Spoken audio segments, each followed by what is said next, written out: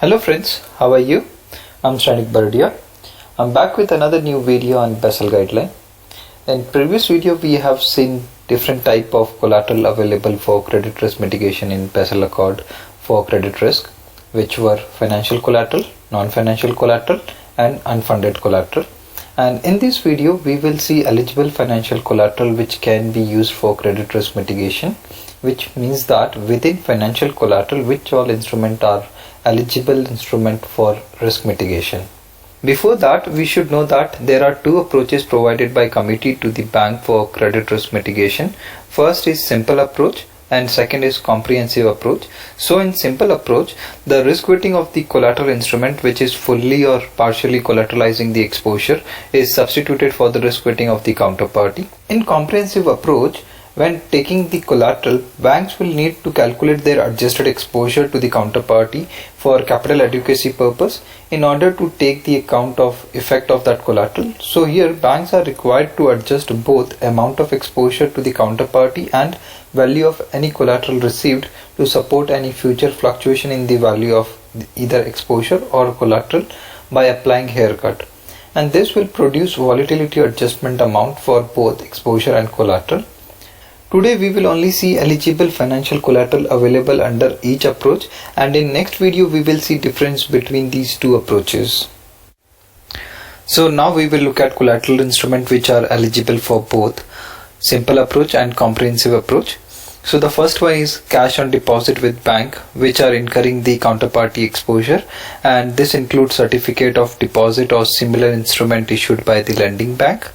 And second one is gold.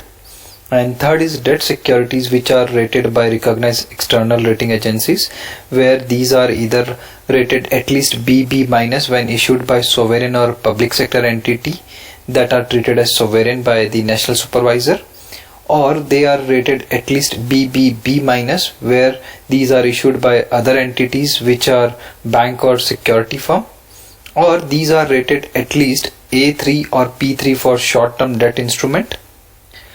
And fourth one is those debt securities which are not rated by recognized external rating agencies, where these are issued by bank, or those are listed on recognized stock exchange or classified as senior debt, and all the rated issue of the same seniority which are issued by the bank, and the bank holding this security as a collateral has no information to suggest that the issue justifies a rating below BBB- or A3 or P3.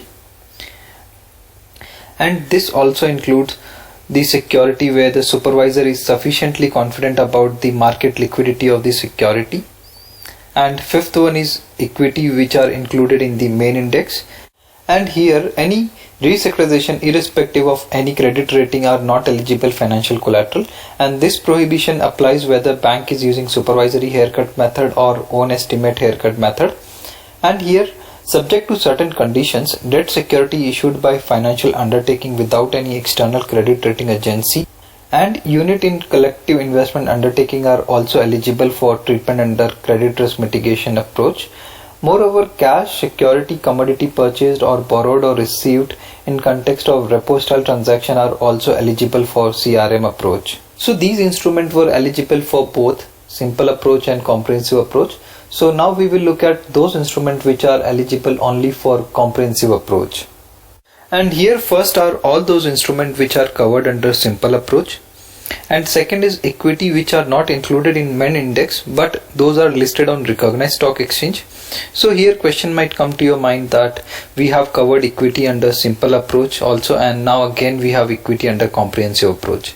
So in simple approach we have considered only those equities which are part of main index, which means that we will consider only those 30 or 50 stocks which are part of Sensex and Nifty respectively, whereas in comprehensive approach we will consider all shares which are listed on all recognized stock exchange. And third one is UCIT or mutual fund, which includes such equities which are listed on recognized stock exchange. We have seen different type of collateral which are used to reduce or mitigate credit risk. It simultaneously may increase other risk like residual risk, which include legal, operational, liquidity or market risk. Therefore, it is important for banks to have robust procedure and processes to control this risk, and this includes strategy, valuation, policies, control and management of concentration risk arising from banks' use of CRM technique and its interaction with bank's overall credit risk profile. So now here we have come to the end of our video, and I hope this has helped you to understand eligible financial collateral as per Basel guideline. And if you think this can help others, then please share it with your friends and colleagues, and subscribe to this channel for more update on Basel guideline. And please provide your feedback in the comment section below, which will help us to improve. Thanks for watching and have a good day.